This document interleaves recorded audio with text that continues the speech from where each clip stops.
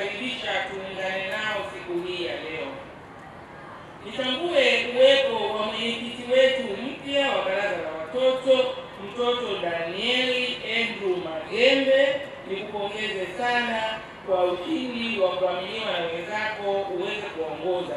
Lakini vile vile tunaye mwenyekiti anayemaliza muda wake wa Baraza la Watoto ambaye ni Rafael Charles, ambaye nimekuwa naye kwa kipindi cha miaka kadhaa huku nyuma.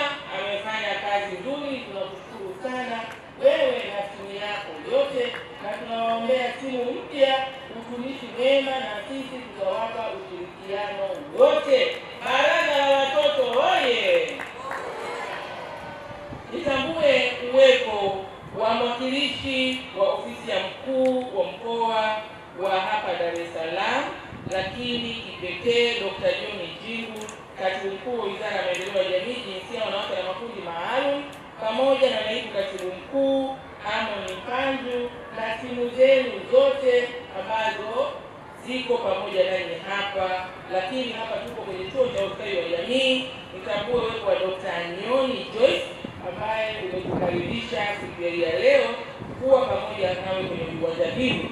Mwakilishi mkazi wa shirika la Umoja wa Mataifa UNICEF, Nishe, asante sana, naongea kwa sababu zaidi tunajua Kiswahili. Tumpigie makofi. Shirika oye!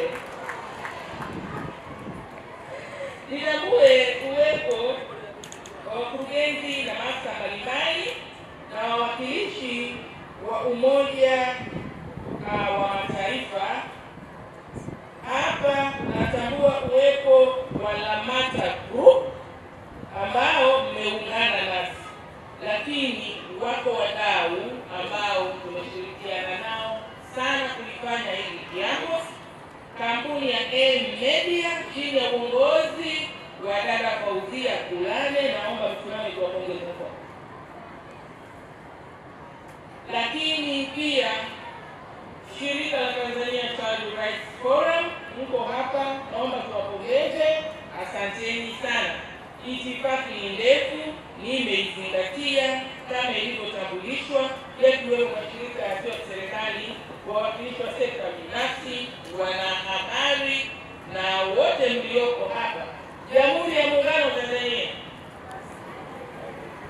Haya ndugu zangu, namshukuru Mwenyezi Mungu mwingi wa rehema aliyetujalia uzima na afya kwa kutuwezesha kukutana mahali hapa siku ya leo kwa ajili ya maadhimisho ya siku ya mtoto wa Afrika. Watoto, nisikilizeni watoto oye!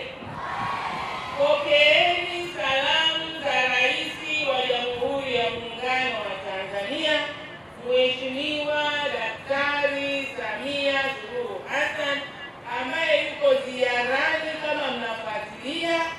Amesema anawasalimia sana watoto, anawapenda sana. Haya ambayo nyie mmeshuhudia kama mafanikio bado ni mvua za rasharasha.